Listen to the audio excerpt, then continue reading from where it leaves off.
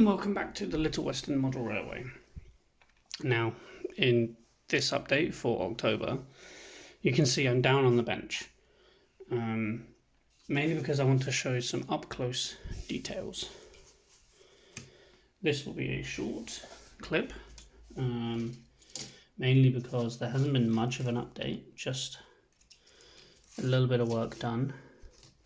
And you can see we are down at the yard. And we're working on the inglenook, which is 3 sidings of various lengths, allowing for various numbers of wagons to be shunted. But I wanted to show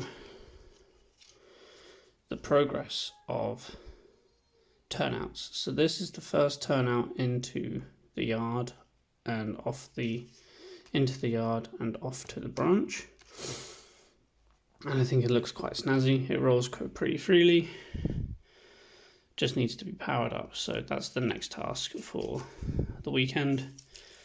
And then the second one that is practically done needs a little bit of work on the switchblades is the second in the inglenook. Other than that, not much has occurred. I've gone through and created all the switchblades. I've started creating V crossings. They're not great. This was a test, but just something to show. And finally getting ready to weather up the track. I say weather up the track, that's still a bit further down, but wire up the track was probably what I was going for. And get laying, honestly. The aim for me is to have the inglenook section done, wired and stuck down before the end of November. Now, as a bonus, we have a running locomotive, and not just a running locomotive. We have sound. In a future video, I will go over my method for control.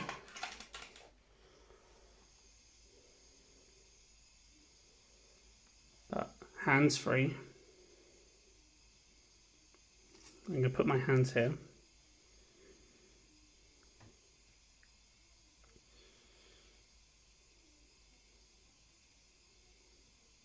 This should automatically start. There we go.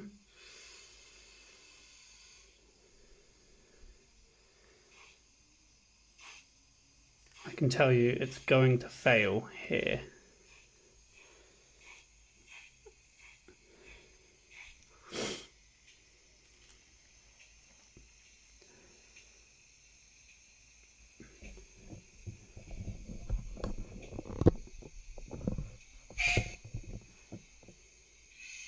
Oh, it didn't.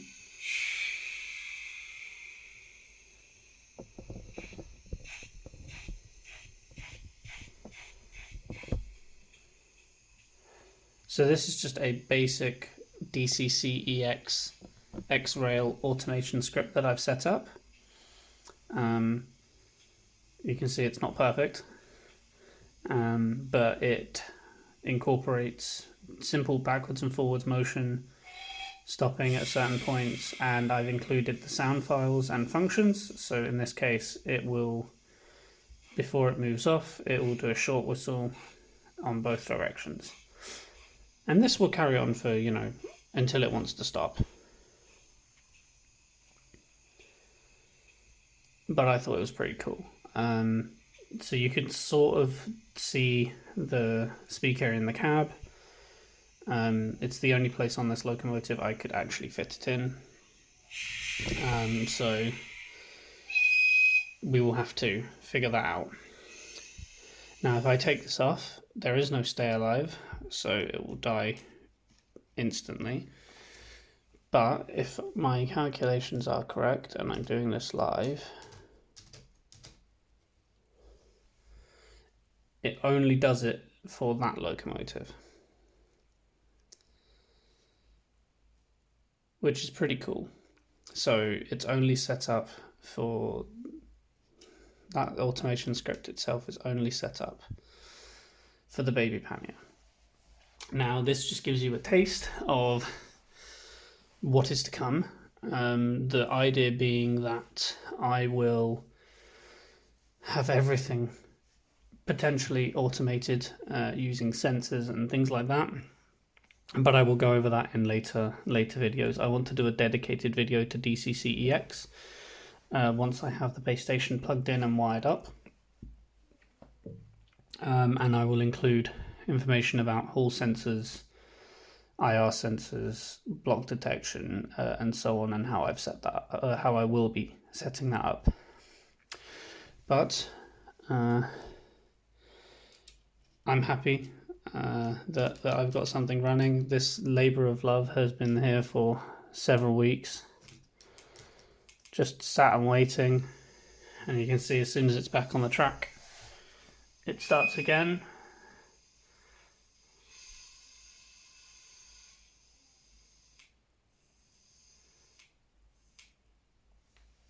Oh, it wasn't sat properly. I've got to clean my track. Look at that. See, blunders on TV, eh? Anyway, with that, I will leave you on this very short video to witness a few back and forths and some whistle tones, and hopefully no more. Oh, it's going backwards. It's going backwards, guys. This isn't good. So that's the other thing. At the moment, this is a very basic automation script. It took about 5 minutes to type up.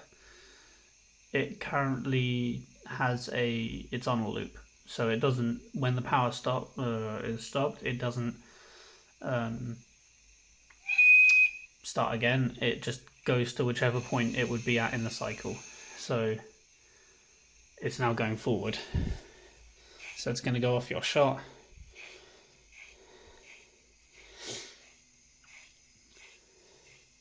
But you get the idea.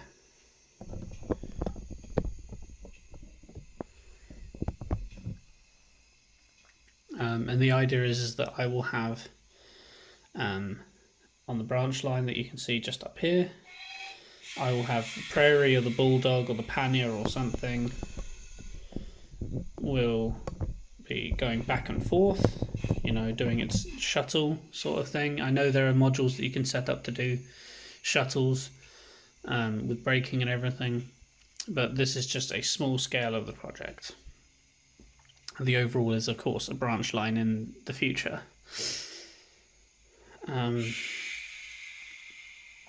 But yes, I'm quite happy with how the little pannier is working out. I still need to get some KDs for it and attempt to do the Pressy model actuators as with McKinley and Charlie at Chadwick Model Railway. I think for me that added bit of authentication would be fantastic. Authenticity, should I say. To be able to have this to set up, and instead of having actuators in the ground, electromagnets in the ground to open the couplings, having the locomotive automate and uncouple shuffle that can happen anywhere that a sensor is, or timed, so that it will go forward a certain amount of time and uncouple, I think is fantastic. Anyway, I'm rambling on. I'll leave this for another minute or so you can enjoy some moving locomotive without me blabbering on.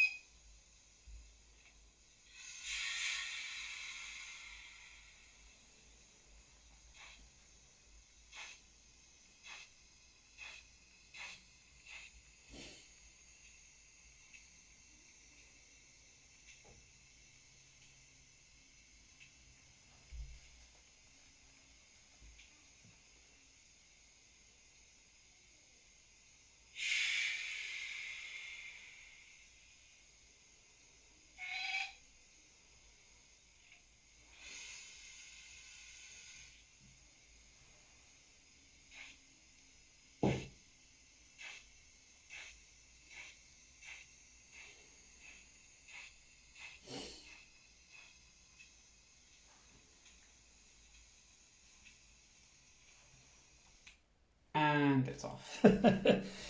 So as I said, the script isn't perfect. It needs to be changed. So of course I will do more tinkering with it in the future when I get round to filming a video for DCCEX. So the next plan is probably its bigger brother to sound fit. But I have to, you know, figure other things out. Either that or the bulldog, or the Duke dog. Sorry. Sorry for yawning. Yeah, it's probably the Duke dog. But for Project Baby Panya, the last thing left to do is add a roundel. I'm going to keep it as 1370. I don't think I'm going to renumber it, mainly because the cab has raised number plates. So I think just a Swift roundel or Great Western on it. I don't know, I think the roundel would look better. Let me know what you think in the comments. Roundel or Great Western. And then get it weathered. I have 1 or 2 contacts that I'm in touch with, and it will probably go to one of them, as I don't trust myself yet. But yeah, let me know what you think. And I'll see you in the next one. Peace.